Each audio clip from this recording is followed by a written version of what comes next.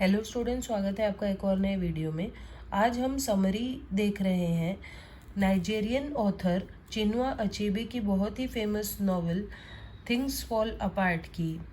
तो ये Chinua Achebe की डेब्यू नॉवल है, यानी फर्स्ट नॉवल है, और ये पब्लिश हुई थी 1958 में।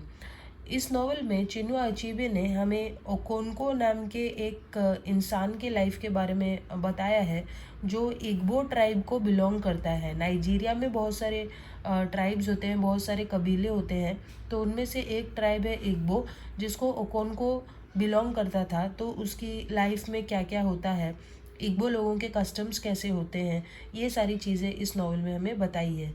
तो चलिए सबसे पहले हम लोग इंट्रोडक्शन देखते हैं। Things Fall Apart is the debut novel by Nigerian author Chinua Achebe, first published in 1958. It depicts pre-colonial life in the southeastern part of Nigeria and the invasion by Europeans during the late 19th century. तो 19th century के अंत में किस तरीके से Nigeria में Europeans का कब्ज़ा हो गया, इसके बारे में भी हमें बताया है। यूरोपियंस के आने के पहले वहाँ की जो प्री कॉलोनियल लाइफ थी वो कैसे थी, यानी यूरोपियंस के कॉलोनीज बनने के पहले वहाँ के जो कबीले वाले थे, ट्राइबल्स थे, वो कैसे रहते थे, ये भी बताया है। It is a staple book in schools through out Africa. तो ये जो नॉवल है, बुक है, अफ्रीका में बहुत ज़्यादा पढ़ी जाती है। It is widely red and studied in the English speaking countries around the world. और इसके साथ साथ पूरी दुनिया में इस नॉवल को पढ़ा जाता है। The novel follows the life of Okonkwo and Igbo in the novel, man and local wrestling champion in the fictional Nigerian clan of Umofia। तो एक नाइजीरियन क्लैन, एक ट्राइब है उमोफिया, जो कि फिक्शनल है, यानी कि चिनुआ अचीबे ने बस नॉवल के लिए उस नाम को यूज़ किया है। तो उमोफिया ट्राइब को बिलोंग करता है ओकोनको, जो कि एक लोकल रेसलिंग चैम्पियन है, जो कुश्ती लड़ा करता है। The work is split into 3 parts. इस पूरे नॉवल को 3 पार्ट्स में डिवाइड किया गया है। The first describing is family, personal history and the customs and society of the Igbo. पहले पार्ट में उसकी फैमिली, उसकी पर्सनल हिस्ट्री और इग्बो के कस्टम्स के बारे में बताया है। The second and third sections introducing the influence of European colonialism and Christian missionaries on ओकोनको, his family and the wider Igbo community। Second और थर्ड सेक्शंस में बताया गया है कि कैसे यूरोपियंस आने के बाद वो लोग क्रिश्चियनिटी फैलाने लगे, और क्रिश्चियनिटी फैलाए जाने की वजह से ओकोनको और उसकी फैमिली के ऊपर और पूरी इग्बो कम्युनिटी के ऊपर क्या असर पड़ा। अब चलिए हम लोग कैरेक्टर्स देख लेते हैं। तो सबसे पहला जो मेन कैरेक्टर है वो ओकोनको का ही है, जो कि प्रोटैगनिस्ट है। उसकी 3 वाइफ्स होती हैं और टोटल 10 बच्चे होते हैं, और वो अपने क्लैन यानी पूरे ट्राइब का लीडर बन जाता है। His father Unoka was weak and lazy. उसके फादर काफ़ी लेजी इंसान थे। Okonkwo resents him for his weakness. तो ओकोनको अपने फादर को हेट किया करता था, क्योंकि उसके फादर एक वीक, कमज़ोर और लेज़ी इंसान थे। ही इनेक्ट्स ट्रेडिशनल मेस्कुलिनिटी। और ओकोनको जो है वो अपने आप को बहुत ही मस्कुलिन समझता है, मर्दाना समझता है हर तरीके से। Okonkwo strives to make his way in a culture that traditionally values manliness. तो ओकोनको अपने आप की पहचान बना रहा था एक ऐसे कल्चर में जहाँ मैनलीनेस को बहुत ज़्यादा इंपॉर्टेंस दिया जाता है। नेक्स्ट कैरेक्टर है Ekwefi, is Okonkwo second wife. वो ओकोनको की सेकेंड वाइफ होती है। Although she falls in love with Okonkwo after seeing him in a wrestling match, she marries another man because Okonkwo is too poor to pay her bride price at that time. तो उसे ओकोनको पसंद आता है जब वो ओकोनको को एक कुश्ती का मैच खेलते हुए देखती है, लेकिन फिर भी वो दूसरे इंसान से शादी करती है, इसलिए क्योंकि ओकोनको तब काफ़ी गरीब होता है और वो एक्वेफी का ब्राइड प्राइज नहीं दे पा रहा था। जो उनका जो ट्राइब था, कबीला था, वहाँ पर किसी भी लड़की से शादी करने के लिए भी पैसे देने पड़ते थे। 2 years later, she runs away to Okonko's compound one night and later marries him। 2 साल के बाद वो भाग कर आती है और फिर से वो ओकोनको से शादी कर लेती है। She receives severe beatings from Okonko just like his other wives, but unlike them, she is known to talk back to Okonko। तो ओकोनको उसको बहुत मारता है। नेक्स्ट जो कैरेक्टर है वो है उनोका, जो कि ओकोनक्वा के फादर होते हैं। और वो बिल्कुल भी बाकी के इग्बो लोगों की तरह नहीं होते। ना तो वो याम उगाते हैं, ना ही अपने बीवी बच्चों का ख्याल रखते हैं, और ना ही वो अपने लोन्स को चुकाते हैं मरने के पहले। और इसीलिए ओकोनक्वा उनसे नफरत करता है। नेक्स्ट कैरेक्टर है नोय का। नोय is ओकोनको son, about whom Okonkwo worries fearing that he will become like उनोका।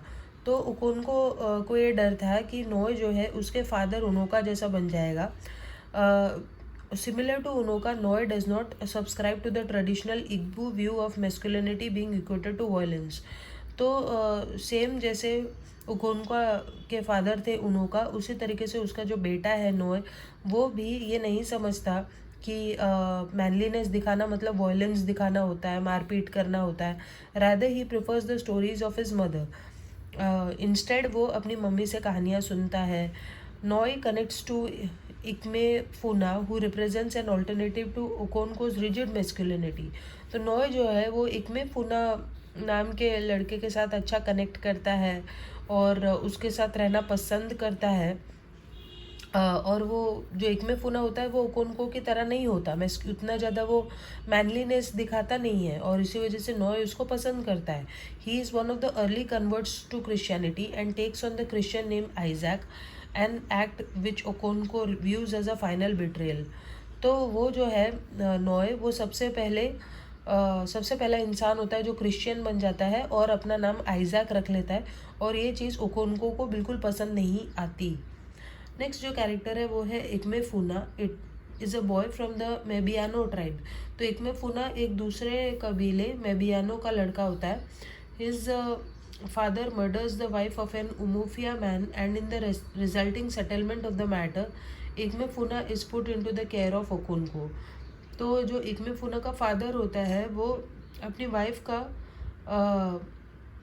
उसका जो फादर होता है वो उमोफिया मैन यानी उस कबीले के आदमी की वाइफ को मार देता है जिस कबीले को ओकोनक्वा बिलोंग करता है।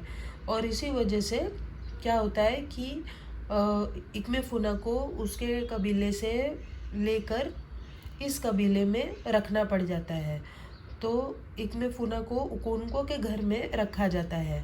By the decision of Umuofia authorities Ikemefuna is ultimately killed. और बाद में जो उमोफिया क्लैन के लोग हैं, उमोफिया ट्राइब के, वो ये डिसाइड करते हैं कि क्योंकि इकमे फूना के फादर ने यहाँ की एक औरत को मारा था, इसी वजह से इकमे फूना को भी मरना पड़ेगा, और इसीलिए उसे मार दिया जाता है। और उसको मारने वाला ओकोनको ही होता है, जो उसको रखे हुए था वही उसको मार देता है। An act which Okonkwo does not prevent and even participates in. तो ओकोनको ही उसे मारता है, lest he seems feminine and weak. उसे लगता है कि अगर वो ऐसा नहीं करेगा तो लोग उसे जनाना समझेंगे, फेमिनाइन समझेंगे और कमज़ोर समझेंगे। Ikemefuna became very close to Nwoye and Okonkwo's decision to participate in Ikemefuna's death takes a toll on Okonkwo's relationship with नोए। तो इकमे फूना नोए के बहुत करीब होता है, जो ओकोनको का बेटा होता है। और जब ये सब होता है तब अपने आप ही नोए बहुत उदास हो जाता है और उसे ये बात बहुत बुरी लगती है कि इकमे फूना को मार दिया गया। नेक्स्ट कैरेक्टर है Ezinma. Is Okonkwo's favourite daughter and the only child of his wife Ekwefi. तो इजिनमा ओकोनको की बेटी होती है उसकी वाइफ एक्वेफी से। तो चलिए अब हम लोग प्लॉट समरी को स्टार्ट करते हैं। तो ये है part 1। The novel's protagonist Okonko is famous in the villages of Umofia for being a wrestling champion. Okonko is strong, hardworking, and strives to show no weakness or fear, wanting to dispel his father Unoka's tainted legacy of unpaid debts, a neglected wife and children, and cowardice at the sight of blood. तो जो ओकोनको है वो काफ़ी famous है उमोफिया के गांव में। उमोफिया जो ट्राइब है वहाँ के गांव में बहुत ही फेमस था, इसीलिए क्योंकि वो काफ़ी स्ट्रॉन्ग है, हार्ड वर्किंग है, काफ़ी मैस्कुलिन है, और वो अपने फादर की तरह बिल्कुल भी नहीं है, जो ना तो अपने डेट्स को चुकाते थे, लोन्स को चुकाते थे, ना ही अपनी फैमिली का ख्याल रखते थे, और वो बस डर कर भाग जाया करते थे। Okonkwo works to build his wealth entirely on his own as Unoka died a shameful death and left many unpaid debts. तो ओकोनको जो है वो किसी भी तरीके से अपने फादर के ना चुकाए गए लोन्स को चुकाता है. He is also obsessed with his masculinity and any slight compromise to this is swiftly destroyed. उसे अपनी मर्दानगी पर भी बहुत गर्व है और किसी भी तरीके का कॉम्प्रोमाइज़ उसे पसंद नहीं. As a result he often beats his wife's and children. और अपनी मर्दानगी दिखाने के लिए वो अपने बीवी बच्चों को मारा करता था. And is unkind to his neighbours. और अपने नेबर्स के प्रति भी वो अनकाइंड है. However, his drive to escape the legacy of his father leads him to be wealthy, courageous and powerful among the people of his village. लेकिन वो किसी भी तरीके से अपने फादर से एक बेहतर इंसान बनना चाहता है और इसीलिए वो काफ़ी अमीर हो जाता है और हिम्मती भी बन जाता है. He is a leader of his village Umofia, having attained a position in his society for which he has striven all his life. और इस तरीके से अपनी पूरी ज़िंदगी मेहनत करके वो उमोफिया का लीडर बन जाता है. Okonkwo is selected by the elders to be the guardian of Ikmefuna, a boy taken as a peace settlement between Umofia and another clan after Ikmefuna's father killed an Umofian woman. तो Okonkwo को एक बच्चा दिया जाता है जिसका नाम होता है इकमेफुना. इसीलिए क्योंकि इकमेफुना जो था उसके फादर ने उमोफिया की एक औरत को मार दिया था. तो इकमेफुना बेसिकली एक दूसरे क्लैन को बिलोंग करता था, एक दूसरे ट्राइब को बिलोंग करता था. तो एज अ पीस सेटलमेंट उस ट्राइब के लोग इस ट्राइब को इकमेफुना दे देते हैं. इसीलिए क्योंकि उस ट्राइब के एक आदमी ने एक यहाँ की एक औरत, उमोफियन औरत को मार दिया होता है. The boy lives with Okonkwo's family and Okonkwo grows fond of him. Although Okonkwo does not show his fondness so as not to appear weak. तो वो जो लड़का है वो ओकोनको की फैमिली के साथ रहने लगता है, लेकिन उनको कभी भी ये नहीं दिखाता कि वो उस बच्चे को पसंद करता है ताकि कोई उसे कमज़ोर ना समझे. The boy looks up to Okonkwo and considers him a second father. The oracle of Umuofia eventually pronounces that the boy must be killed. तो उमोफिया के लोग ये डिसाइड करते हैं कि उस बच्चे को मार देना पड़ेगा, इसीलिए क्योंकि उस बच्चे के फादर ने यहाँ की एक औरत को मारा था. Ezeudu the oldest man in the village wants Okonkwo that he should have nothing to do with the murder because it would be like killing his own child. तो उस गांव का एक बूढ़ा आदमी उजोडो ओकोनको को कहता है कि तुम्हें उसका मर्डर नहीं करना चाहिए, इसलिए क्योंकि ये बात ऐसी होगी जैसे तुमने अपने खुद के बच्चे को मार दिया हो. But to avoid seeming weak and feminine to the other men of the village, Okonkwo disregards the warning from the old man, striking the killing blow himself. लेकिन ओकोनको ये नहीं दिखाना चाहता था कि वो कमज़ोर है और इसीलिए वो उस बूढ़े आदमी की वार्निंग को डिसरिगार्ड करता है, कोई इम्पोर्टेंस नहीं देता है उसके एडवाइस को. और उस बच्चे को मारने में सबसे बड़ा हाथ इनफैक्ट उसी का होता है, वही किलिंग ब्लो खुद मारता है. For many days after killing Ikemefuna Okonkwo feels guilty and saddened. तो उस बच्चे को मारने के बाद ओकोनको काफ़ी दिन तक दुखी रहता है. Shortly after Ikemefuna's death things begin to go wrong for Okonkwo. और इकमेफुना को मारने के बाद ओकोनको के साथ बहुत सारी बुरी चीज़ें होने लगती है. He falls into a depression and has nightmares. उसे डिप्रेशन हो जाता है और उसे बुरे सपने आने लगते हैं. During a gun salute at Ezeudu's funeral Okonkwo's gun accidentally explodes and kills Ezeudu's son. तो जब इज़ुडू मर जाते हैं, वो जो बूढ़ा आदमी होता है वो मर जाता है, तो उसका जब अंतिम संस्कार हो रहा होता है तब ओकोनको की जो गन है वो अचानक से एक्सप्लोड हो जाती है और इज़ुडो के बेटे को लग जाती है, जिससे इज़ुडो का बेटा भी मर जाता है. He and his family are exiled to his motherland the nearby village Mbanta for 7 years to appease the gods he has offended.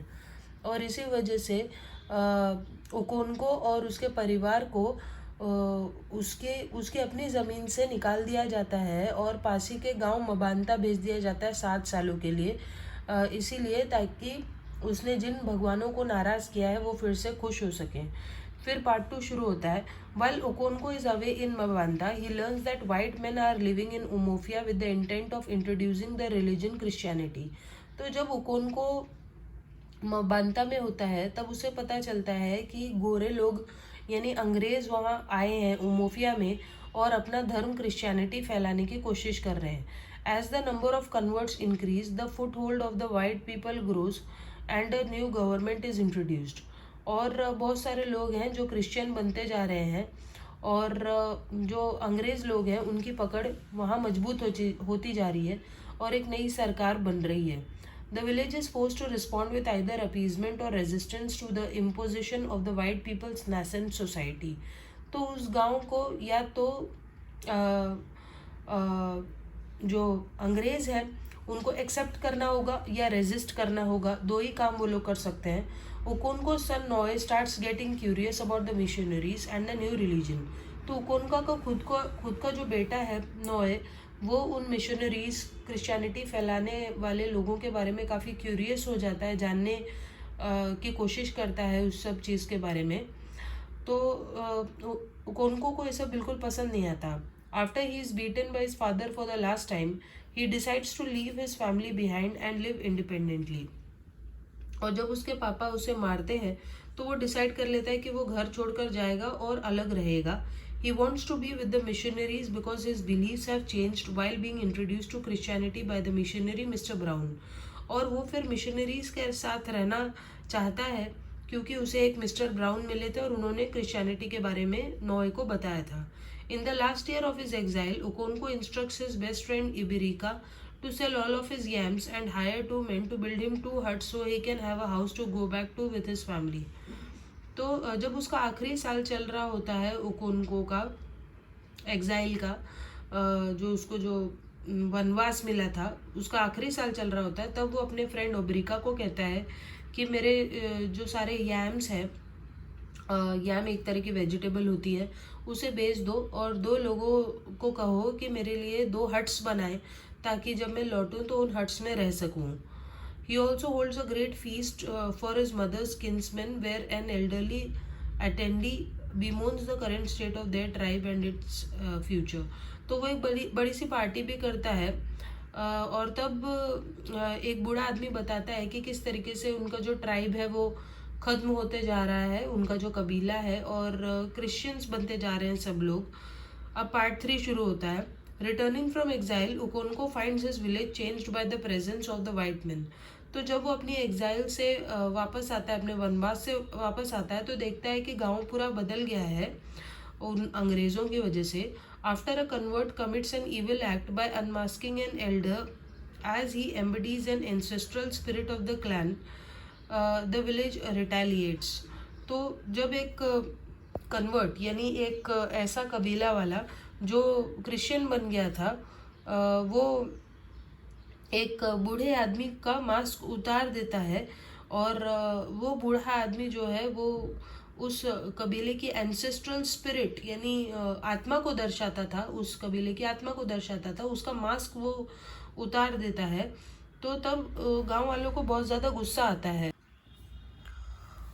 और गांव वाले क्रिश्चियन चर्च को तोड़ देते हैं, तोड़फोड़ करते हैं वहाँ जाकर। In response, the district commissioner representing the colonial government takes Okonkwo and several other native leaders prisoner, pending payment of a fine of 200 bags of cowries. तो इसके रिस्पॉन्स में जो वहाँ का जो डिस्ट्रिक्ट कमिश्नर होता है वो ओकोनको और बहुत सारे बाकी के जो आदिवासी होते हैं उनको पकड़कर ले जाता है और प्रिजनर बना लेता है। वो उनके ऊपर फाइन भी लगाता है कि तुम्हें अब 200 बैग काउडी के देने पड़ेंगे, तब जाके तुम छूट पाओगे यहाँ से। Despite the district commissioner's instructions to treat the leaders of Umuofia with respect, the native court messengers humiliate them doing things such as shaving their heads and whipping them.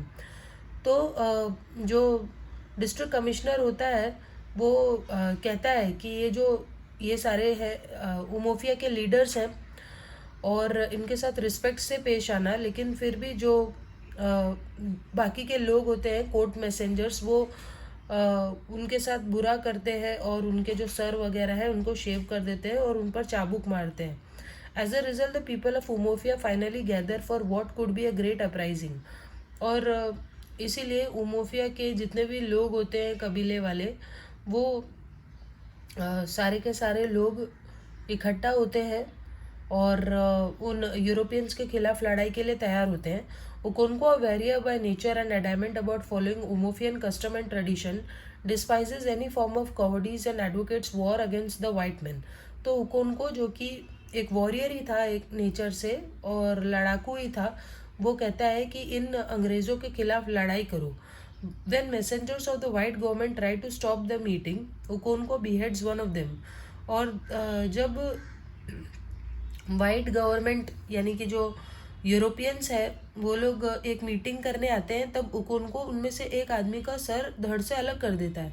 Because the crowd allows the other messengers to escape and does not fight alongside Uko, he realizes with despair that the people of Umuofia are not going to fight to protect themselves.